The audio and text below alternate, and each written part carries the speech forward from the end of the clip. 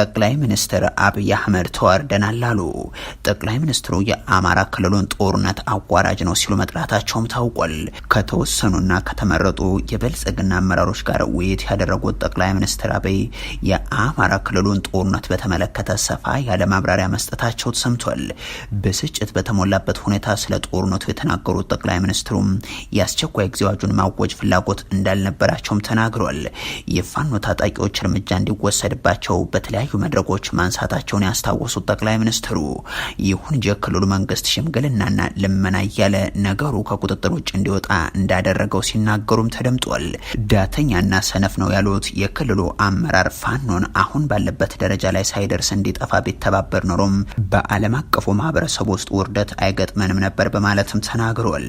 የዓለም መንግስታት ከዋናው የድጋፍ መሰረት ሆኖ ከከረመው ህዝብ ጋር እንደተጣላን ነው የተገነዘበው የሚሉት ጠቅላይ ሚኒስትር አብይ በዓለም ፊት መምራት የማንችል ተደርገን እንድንታይ ያደረገን ውጊያ ነውም ብለዋል። እኔ ለአማራ ህዝብ ስንት ነገር እየለፋሁ ጠላቶች ግን አሳጡኝ በማለትም እንደ ጎርጎራ ያሉ ሪዞርቶችን ሰርተን ለማጠናቀቅ እየለፋን ባለንበት ሰዓት ህዝቡ እንዲነሳና የአስቸኳይ ጊዜ አዋጅ እንድናውጅ አስገድዶናል ሲሉም በምሬት ተናግረዋል። ገና ከለውጥ መምጣት አንስቶ በኦሮሚያ በጠመንጃ ጭምር በትግራይና በሌሎችም አካባቢዎች ጠንካራ ተቃውሞ ሲቀርብብኝ በዓለም አቀፉ ማህበረሰብ መላ አማራ የኔ ደጋፊ ተደርጎ ይታይ ነበር ያሉት ጠቅላይ ሚኒስትሩ ይህንን ተቃውሞ በአማራ ክልል ቀስቅሰው እዚህ ያደረሱና በዓለም ፊት ያዋረዱ ሰዎች እጃቸውን ያገኛሉ ሲሉ መዛታቸውን የኢትዮ ፎረም ምንጮች ተናግረዋል። ከዚህ በፊት የአማራ ክልል ባለስልጣናትን በቢሮቸው ጠርተው 20ና 30 ሺህ ሰውም ቢሆን አልቆም ብልጽግናችንን እናስቀጥል፣ ለዚህ ውስጣችሁን ማጥራትና ከልባችሁ መስራት አለባችሁ፣ ለዚህ ካልተባበራችሁ ከነዚህ ካመጹት ኃይሎች ጋር ተደራድሬ ስልጣኑን ለነርሱ ሰጣቸውና እናንተን አባረራችኋለሁ ሲሉ መናገራቸውን መዘገባችን ይታወሳል። የመከላከያ ሰራዊቱን አዛዦችን ሰብስበው ደግሞ ፋኖ ተራ ጩኸት ነው እስካሁን ለምን እንዳቆያችሁ ታላቅም ቶሎ ደምስሶት ማለታቸውንም መዘገባችንም የሚዘነጋ አይደለም። ጠቅላይ ሚኒስትሩ ሰሞኑን ከተመረጡ የብልጽግና አመራሮች ጋር በነበራቸው ስብሰባ ላይም አመራሩ ፋኖን አሁን ባለበት ደረጃ ላይ ሳይሆን እንዲጠፋ መመሪያ ስንሰጥ ብንከርምም የሚሰማን አጣን ያሉ ሲሆን አሁን ያለውን ጦርነትንም አዋራጅ ነው ሲሉ ደጋግመው ገልጸውታል በማለት ለጣቢያችን አስተያየት ሰጡ የስብሰባው ተሳታፊዎች ነግረውናል። በምርኮኛ ጄኔራሎች የሚመራው የአብይ አህመድ ዙፋን መጠበቂያ ሰራዊት በታጣቂዎች እየተማረከ የሚዘምረው መዝሙር አባቶቻችን ተማርከዋል እኛም ተደግመናል የሚለውን ሆኗል። በትግራይ ክልል የተጀመረው የምርኮኞች መዝሙር አባቶቻችን ተማርከዋል እኛም ተደግመናል እያለ አማራ ክልል ደርሷል። አብይ አህመድ ለሰራዊታቸው አዛዦች ማዕረግ አድለው ሳምንት እንኳን ሳይሞላቸው እነ ሀጫሉ ሸለመ ለኢዚያ የሰጡት ቃለ መጠይቅ በነ ኢቲቪ ሊተላለፍ ገና ማስታወቂያው እየተሰራጨ ክፍለ ጦሮች ከነ ቡድንና የግል መሳሪያቸው ተደመሰሱ የሚለው ዜና ሞገዱን ሞላው። ተደመሰሱ ከሚለው ዜና ጎን ለጎን ምርኮኛ ወታደሮች የአባቶቻችንን ግብር ደግመናል እያሉ ተደምጠዋል። የ12ኛ ክፍል ትምህርት የተከለከሉ የአማራ ክልል ወጣቶች 12ኛ ክፍለ ጦርን 12 ትንንሽ ያደረጉት የሚለው ዜና ትኩስ ነው። በእርግጥ ለብልጽግና ሰዎች የሚያሳቅቀው የተገደለው ሰራዊትና የተማረከው ወታደር ሊሆን አይችልም። ለነሱ የሚያበሳጨው የተነጠቁት ሞርታርና ዲሽቃ ብሬንና ክላሽ ነው። የተገደለው ሰራዊት ለእነሱ እንደ ትንኝ እንኳን የሚቆጠር ሆኖ አያውቅም። የተማረከውም ጦር እድል ቀንቶት ከተረፈና ከተመለሰ ነገ ወታደራዊ ማዕረግ እንደሚጨመርለት እነ ሁሴን አህመድ ምስክር ናቸው። እዚህ ጋር ግን ሌላ አስገራሚ ነገር አለ። በፋኖ ኃይሎች ሰሜን ወሎ ላይ ውሏቸው መማረክና መሞት የሆኑ የአብይ አህመድ የስልጣን ዘበኞች የሚታዘዙት በራሳቸው በጠቅላይ ሚኒስትሩ ከ2 ሳምንታት በፊት ስልጠና በተሰጣቸው አዛዥ ከ1 ሳምንት በፊት ደግሞ ማዕረግ በተጨመረላቸው ጄኔራል ነው። የእዝና የኮር ኃላፊዎች የሚያመጡት መረጃ የሚታመን አይደለም ተብለው ለመጀመሪያ ጊዜ ከክፍለ ጦር በላይ ያሉ አዛዦች እንዲገኙ በተደረገበት ወታደራዊ ስልጠና ላይ ከተሳተፉ መኮንኖች መካከል አባቶቻችን ተማርከዋል እኛም ተደግመናል የሚሉትን ወታደሮች አስበልተው እግሬ አውጭኝ ያሉት ኮሎኔል ደሞዝ ይገኙበታል። በአካባቢው የሚንቀሳቀሰውን ጦር በምክትልነት የሚያዙት ጄኔራል መኮንን ዘውዱ ሰጣርጌ ናቸው። የሰሜን ምስራቅ ምክትል አዛዡ ዘውዱ ሰጣርጌ የነ ኮሎኔል ደሞዝ አለቃ ናቸው። ደግሞም ባሳለፍነው ቅዳሜ ሜጀር ጄኔራል ተደርገዋል። እንዳም ሆኖ ዘውዱ ሰጣርጌ የተጠለቀላቸውን የኮከብ ድርድር ቆጥረው ሳይጨርሱ ሰራዊታቸው ጸጥ ተደርጓል። የነገሩ አስገራሚ ገጽታ ግን ይህ ብቻ አይደለም። የብርሃኑ ጁላ ምክትል የአማራ ክልል ወታደራዊ ኮማንድ አዛዥ ጄኔራል አበባው ታደሰ የነዘውዱ ሰጣርጌ ወታደሮች ሲማረኩና ሲገደሉ እሳቸው እዚያው ወሎ አካባቢ ነበሩ። የአካባቢውን መስተዳድሮች በኮምቦልቻ ሰብስበው ሰራዊቱ ሌላ ተልእኮ ስላለበት የጸጥታ ስራውን ተረከቡን እያሉ ሲመካከሩ የሰሜን ወሎ ወረዳዎችን የሚመሩ አስተዳዳሪዎችና የክፍለ ጦር አዛዦች ሰራዊታቸውንና ከተሞቻቸውን ለፋኖ እያስረከቡ ሲሸሹ ውለዋል። ነገሩ በሌላ አገር ቢሆን የቢቢሲ ሰበር ዜና ሆኖ ቀኑን ሙሉ ያነጋግር ነበር። ሲኤንኤን ወታደራዊ ጠበብቶችን እያስገባ ያስተነትነው ነበር። ፎክስ ኒውስ ጉዳዩ ነበር። ሆኖም ነገሩ የተፈጸመው በኢትዮጵያ ውስጥ ለዚያውም በወንድማማቾች መካከል በሚካሄድ ውጊያ ለዚያውም የአንድን ግለሰብ ስልጣንና የጥቅም ተጋሪዎቹን ምቾት ለመጠበቅ ተብሎ በሚደረግ ጦርነት ላይ ነውና የድንበር ዘለል ሚዲያዎችን ትኩረት አላገኘም። እዚህ ጋር ስንደርስ መከላከያው የገጠመው ምንድን ነው ብለን እንጠይቅ። በእርግጥ የፋኖ ታጣቂዎች የሚሉትስ እውነት ነው ወይ? አገር ክረናል፣ አገር ክረናል፣ 12ኛ አገር ክረናል፣ አገር ክረናል። ከሰሜን ወሎ ቆቦ ወደ ወልዲያ በሚወስደው መንገድ ላይ በምዕራብ አቅጣጫ የሰፈረውና የሚንቀሳቀሰው የአብይ አህመድ የስልጣን መከላከያ ሰራዊት በሰሜን ምስራቅ እዝ ስር የተሰማራው ጦር 803ኛ ኮር ይባላል።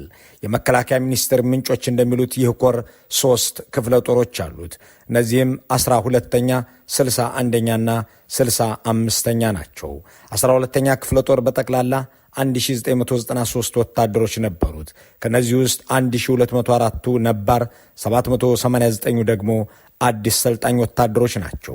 61ኛ ክፍለ ጦር በበኩሉ 2017 ወታደሮች ያካተተ ሲሆን ከዚህ ውስጥ 1706ቱ ነባር አባላት፣ 311ዱ ደግሞ አዲስ ምልምልና ወደ ውጊያ የገቡ አባላት ናቸው። 65ኛ ክፍለ ጦር 1649 ነባር፣ 343 ሰልጣኝ ወይም አዲስ ምልምሎች በጠቅላላ 1992 ወታደሮችን የያዘ ነው።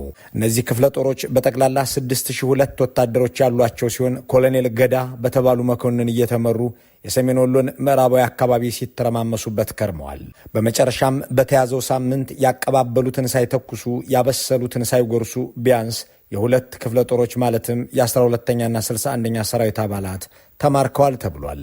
ይህንን በተንቀሳቃሽ ምስል ጭምር የወጣን ማስረጃ ለማስተባበል የደፈረ እንደቀደመው ጊዜም ፎቶሾፕ ናቸው ብሎ ለመከራከር የሞከረ ባጫዊ ጄኔራል የለም።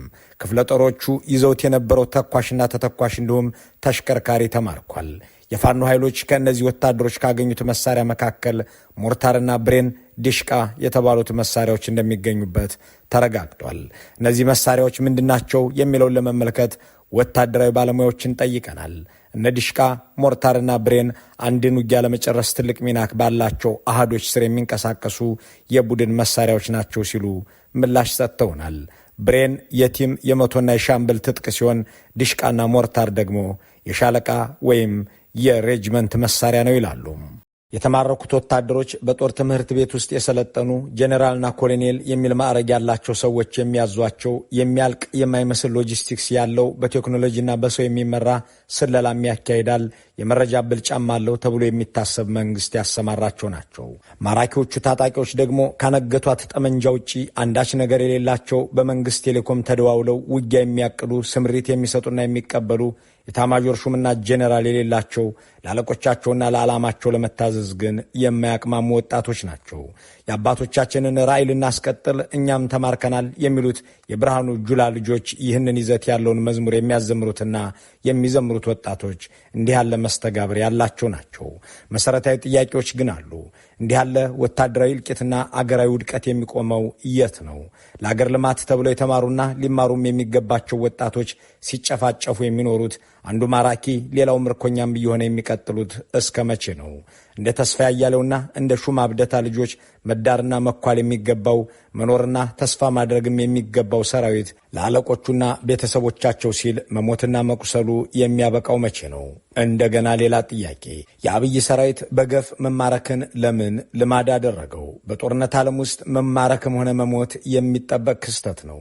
እንዲህ እየተንጋጋ የሚማረክ የአገር ሰራዊት የተሻለ ትጥቅና ወታደራዊ ስልጠና ይኖረዋል ተብሎ የሚገመትም ጦር የረባ ትጥቅ በሌላቸው ደግሞም በየትኛውም ወታደራዊ አካዳሚ ውስጥ ገብተው ባልተማሩ ታጣቂዎች እየተነዳ ሲሄድ ግን አንዳች ጥያቄን ያጭራል። ጥያቄውም ከዚህ በገፍ መማረክ ጀርባ ያለው ምክንያት ምንድን ነው የሚለው ነው። በእርግጥም ይህ ጥያቄ መነሳትም መመለስም የሚገባው ነው። ለዚህ ጥያቄ ማብራሪያ ፍለጋ ጥናቶችን ከማገላበጣችን በፊት ምርኮንና የአብይ አህመድ የዙፋን ጦርን ገጠመኞቹን በጥቂቱ እናንሳ። የብርሃኑ ጁላና የአበባው ታደሰ ጭፍራ እጆቹን እያንጨፈረረ ሲማረክ የወሎው የመጀመሪያው ልምዱ አይደለም። በጎጃም በተደጋጋሚ በትግራይም በብዙ ያደረገው ተግባሩ ነው። ወደ ወለጋ ሰማይ የተዘረጉ የአብይ አህመድ ወታደር እጆች አያሌ ናቸው። የሚማረኩት በተናጠል ወይም በአነስተኛ አሃድ አይደለም። አንድ እዝ ሙሉ ሲማረክ ሙሉ ክፍለ ጦር እጅ ሲሰጥ አሳይተዋል። እያንዳንዱ ጄኔራል ባስማረከ ቁጥር ደግሞ ማዕረግ ሲጨመርለት ሲታይ የአመራሮቹ ተልእኮ ወታደሮችን ማስጨረስና ማስማረክ ነበርን ያስብላል። ጄኔራሎች፣ ኮሎኔሎች፣ ሻምበሎች፣ ሻለቆች ተማርከው ቴሌቪዥን ላይ ሲናዘዙም ታይተዋል። ሰሞነኛውን የፋኖ ታጣቂዎች ጥቃትና ምርኮ በማስመልከት ብልጽግና እስካሁን ያለው ነገር የለም። እንዳም ሆኖ ባጫ ደበሌን ከኬንያ አስጠርቶ ና በለመደ አፍህ ፎቶሾፕ ናቸው በልልኝ፣ ከታላቁ ሩጫ የተሰሩ ሃይኮፒ ናቸውን ብለህ ተናገር ማለት ሳይኖርበት አይቀርም። አይታችኋል። የምርኮኞች የዶክተር ኃይሌ ገብረስላሴ የምንድነው የታላቁ ሩጫ ከአንድ ሀገር ወሰዱና ያንን በፎቶሾፒንግ ሰሩትና ሬንጀር አልብሰውት ይሄን ሁሉ ወታደር ማረክና ነው። ጠቅላላ ኢትዮጵያ ወታደር እኮ ነው የላትም ኢትዮጵያ ወታደር። ስለዚህ እንዲህ አይነት ስለተማረኩ ሰዎች እንዲህ ሲቀለድ የሚስቁና የሚያጨበጭቡትን የዚያ ሰሞን መንጋዎች ትተን ትራጀዲው ላይ እናተኩር። ጠቅላላ የኢትዮጵያ ወታደር ነው፣ የታላቁ ሩጫ ፎቶሾፕ ነው እያሉ የሚክዱት ባጫ የሚማረክ ሁሉ እንደ እርሶ ጄኔራል አይደረግምና ለአንደበቶ ለከት ያብጁ ያላቸው አልነበረም። ያኔ ለባጫ እጁ እስኪግል ያጨበጨበ ዛሬም ሳይጎድልበት አለ። ያኔም የሚማረክና የሚሞተው የአገሪቱ ወጣት ግን አሁንም በዚያው ግብሩ ቀጥሏል። በትግራይ የጀመረውን የአባቶቻችንን ተማርከዋል እኛም ተደግመናል ህብረ ዝማሬ እያሰማ አማራ ክልል ደርሷል። ምርኮኞቹ አባቶቹ እነ ብርሃኑ ጁላ፣ እነ ሹማ አብደታ፣ እነ ባጫ ደበሌ፣ እነ ተሾመ ገመቹ በወለጋም በወሎም በጎጃምም በትግራይም የሚማረከው የኢትዮጵያ አርሚ የሚል መለዮ የለበሰው ጦር ከአገሩ ልጆች ጋር ተዋግቶ በአገሩ ልጆች ተማርኮ የአገሩ ልጆች ገድሎ በአገሩ ልጆች ተገድሎ መቀጠል እጣፈንታው ሆኗል። ሰራዊቱ የሚያዝኑለት አለቆች የሉትም። የሚወደውና ደጀኔ ብሎ የሚመካበት ህዝብም የለውም። ራሳቸው አዛዦቹ እንዳመኑት ህዝብ የጎሪጥ የሚያየው መጣብኝ ብሎም የሚሸሸው የሚገላምጠውም ሆኗል። ይህ ሁሉ ሁኔታም በገፍ ለመማረክ በረድፍ ለመነዳት ምክንያት ሆኖ 5 መስከረሞች ጠብተዋል። አሁንም ያንን ጠቃሚ ጥያቄ እናንሳ። ይህንን ያህል ሰራዊት የሚማረከው ለምንድን ነው? የጦር ትምህርት ቤት ውስጥ ባልገቡ ጄኔራል በማይመራቸው ወጣቶች የመንግስት ጦር እጅ ወደ ላይ እያለ የሚማረከው ስለምን ነው? እነዚህን ጥያቄዎች የሚያብራሩልን ጥናቶች ፍለጋ አንቶኒ ኪንግ የተባሉ ወታደራዊ ሶሺዮሎጂስት ዘ ኮምባት ሶልጀር በሚል ርዕስ የጻፉትንና ወታደራዊ ታሪኮችን በማስነበብ የሚታወቁት አሜሪካዊው ስቴፈን ባድል ሚሊታሪ ፓወር ኤክስፕሌኒንግ ቪክቶሪ ኤንድ ዲፊት ኢን ሞደርን ባትል በሚል ርዕስ ያሳተሙትን መጽሐፍ እንግለጥ። ሁለቱ ባለሙያዎች ወታደር በገፍና በቀላሉ እጅ የሚሰጥበትን ምክንያት ሲያስቀምጡ ተመጋጋቢ ነጥቦችን ይዘረዝራሉ። አንቶኒ ወታደራዊ የእዝ ጠገግ አለመከበርና ሞራል ማጣት ጦር እንዲፈታ ሊያደርግ ይችላል ይላሉ። ኮሄዥን ኤንድ ሞራል እንደማለት። ስቴፈን በአንጻሩ ለአንድ ጦር ያለቅጥ መማረክና መውደቅ ምክንያቱ ወታደራዊ ዶክትሪንና የታክቲክ መበላሸት ነው ይሉታል። እንዳም ሆኖ አንድ ጦር በገፍና በቀላሉ የሚንኮታኮትበትን ምክንያት በማስመልከት ከሁለቱም ባለሙያዎች ተቀራራቢ ነጥቦችን እንመዛለን። አንድ በውጊያ ቀጣና ውስጥ የገባ ሰራዊት የደከመ ሞራልና ተነሳሽነት ካለው ደካማ የሎጂስቲክስ አቅርቦት ማለትም የምግብ፣ የተተኳሽ፣ የሕክምናና የደሞዝ ጥያቄዎቹ ካልተመለሱለት፣ አለቆቹን መናቀን ካበዛና ማመን ከተወ፣ የፖለቲካ፣ የጎሳ፣ የብሔር፣ የቀለም፣ የዘርና መሰል የአመለካከት ልዩነት በጦሩ ውስጥ ከሰፋ፣ ለምርኮኞች ስለሚደረግ እንክብካቤ ከተፋላሚ ወገን ያለው ፕሮፓጋንዳ ብልጫ ያለው ሆኖ ከተደመጠ፣ የሚሰጠው ስልጠና ለብ ለብ ከሆነና ሙያዊ ብቃትም የሌለው ወይም ላክ ኦፍ ትሬኒንግ ኤንድ ፕሮፌሽናሊዝም ውስጥ ያለ ከሆነ የመበተን የመማረክና እጅ የመስጠት እድሉ የሰፋ ነው እያሉ የሚጽፉት ሁለቱ ሰዎች ከጥንትም ካሁንም ዘመን የውጊያ ታሪኮችን እያጣቀሱ በምሳሌ ያስረዳሉ።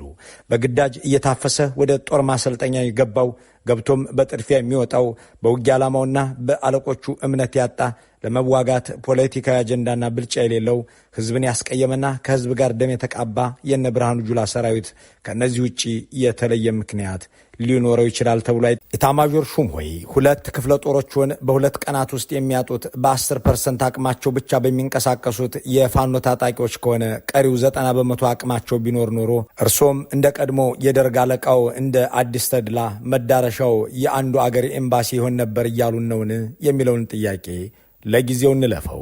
ጽንፈኛው ቆሞ መዋጋት አይችልም የሚለውን የነ ጄኔራል ሹማ ብደታን ንግግርም እና ይህንን ያህል ጦር የማረከባችሁ ተኝቶ ነው እንዴ የሚለውን ጥያቄ ማንሳት እንለፈውና የኦህዴዶች ምክትል የሆኑት ጄኔራል አበባው ታደሰ ላይ እናተኩር። ጄኔራሉ በአማራ ክልል ያሰማሩትን ጦር አስወጥተው በቀድሞ የኮንትሮባንድ ንግድ አጋሮቻቸው በነ ፊልጶስ ወልደ ዮሐንስ ላይ ለማዝመት እየተንቀሳቀሱ ባለበት በዚህ ወቅት ጦራቸው በየአቅጣጫው ሲበተን ሳምንቱን ማሳለፉን ሲሰሙ ምን እንዳሉ ለማወቅ አልተቻለም። ምን ብለው ለአለቆቻቸው እንደሚያሳውቁም አይታወቅም። እንዳም ሆኖ የክልሉን ሕዝብ የሚያልቅ ለማይመስል መከራ የሚያልፍ ለማይመስልም ስቃይ ዳርገውት ቀጥለዋል። በደጉ ዘመን ሕዝብ ምርቱን እንዲያንቀሳቅስባቸው፣ የሸቀጥ አቅርቦት እንዳገኝባቸው፣ ሲያመው ወደ ሆስፒታል፣ ሲያመርትና ሲሸምት ወደ ገበያ እንዲሄድባቸው የታነጹትን አውራ ጎዳናዎች ዘግተዋቸዋል።